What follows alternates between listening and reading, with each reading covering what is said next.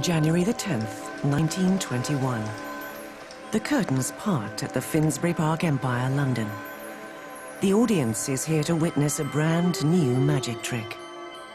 What they don't know yet is that the illusion they're about to see will perfectly capture the imagination of the public and magicians alike. For its time, Sawing Through a Woman had it all. Danger, suspense, sex, and death. This is the story of the oldest trick in the book. A trick that gives the magician a status shared by no other entertainer. Power over death.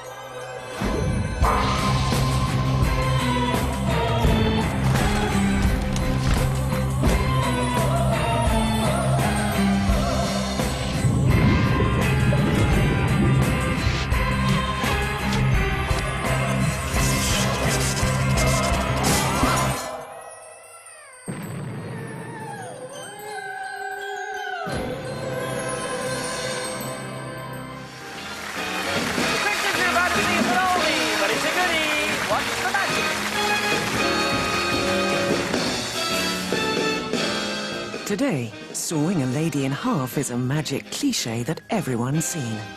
The sawing through a woman is part of magic legend. It's just a classic. It's what magicians are kind of expected to do. It has been performed and tackled by every major illusionist of the last 80, 85 years. And they're all variations on a theme. They are still safe ways to see horror and gore.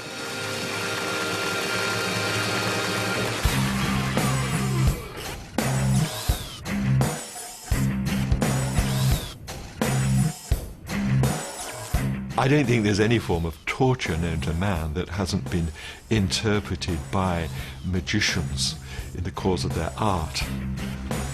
Decapitation and dismemberment, there is impalement, any number of piercings and penetrations, there are crushings and cremations, there are wrenchings and twistings, of course culminating in the one everybody knows of, which is the sawing in half. Although too familiar to shock us today, when new, Sawing Through a Woman did have the power to thrill. It was invented at the beginning of the Roaring '20s by a young British magician. The first man to saw through a woman was a magician called Selbit. His real name was Percy Thomas Tibbles. Percy Tibbles was not a great stage name, so he turned his name round and he called himself Selbit, the magician. We need to go back to 1921, Finsbury Park Empire, and he debuted his effect. Selbit introduced an attractive assistant. The audience was then treated to the sight of him binding her wrists and ankles. The lady would be secured in 5 places by ropes. He had a coffin-style crate on the stage. The lady would be placed into the box and secured, so in no way could the girl move within the box.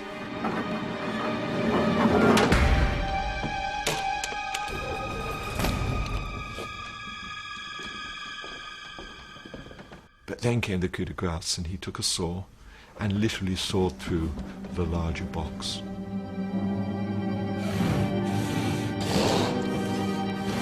One of the things that really marked Selbit's performance of the sawing through the woman was that it lasted a very long time. The sawing takes time because it's a real saw and it's real timber, not a flimsy, oh, look, drop it through and all that jazz. There's not a sense that the box is obviously empty and here goes the saw and can you believe your eyes. It's a sense that the body is there and you're going to have to wait while I get through it because this is hard work.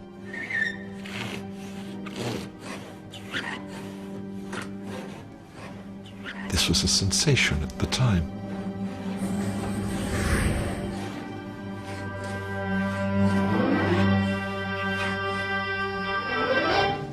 The saw was removed, and he showed the girls still in position with the ropes attached to her.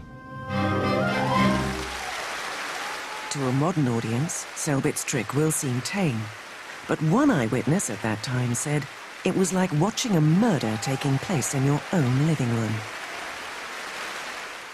Certain people watching that premiere seemed to get it immediately, seemed to understand immediately how important this illusion was to an audience and how it would be attractive to an audience in a kind of strange way.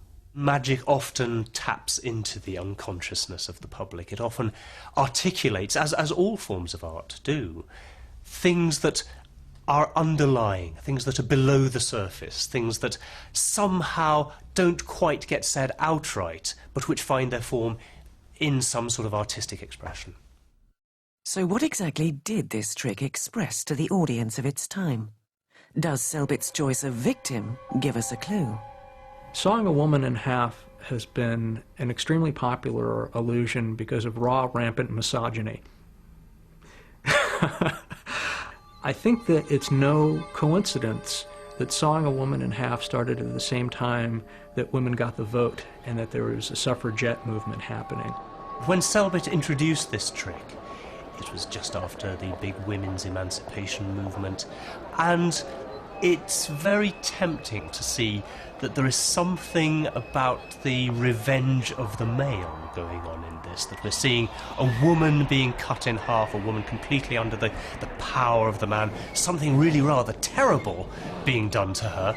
There is something quite iconic about that moment, I think.